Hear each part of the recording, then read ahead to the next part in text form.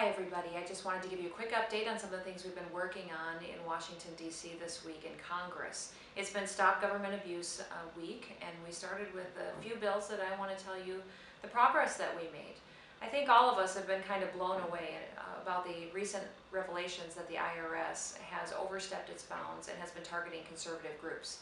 I've heard from a lot of South Dakotans on this issue, and so this week we passed a bill that simply said that the IRS couldn't go forward with its implementation of Obamacare. A lot of people haven't realized just to the extent that they are going to be involved with implementing Obamacare across this country.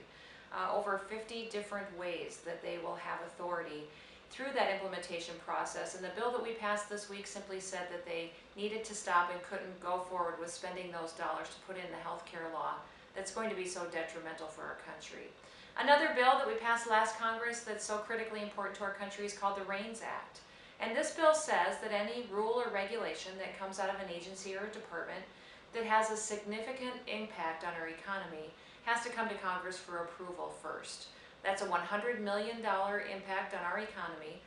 If it's going to have that kind of a change and touch our businesses, our families back home that much, that first we need to put our stamp of approval on that as well. We don't need these agencies and departments going forward with massive and comprehensive regulations that really are detrimental without looking at the cost-benefit analysis that goes along with that. We also have another bill that came to the floor this week that's called the Government Accountability and Spending Act. I think you all heard several months ago about this GSA conference. It cost almost $1 million for government employees to get together. We want to stop that. We want to make sure that we hold the leadership of these agencies accountable for the decisions that are made at conferences and how the money is spent, and then we capped what they're going to be allowed to spend at these conferences.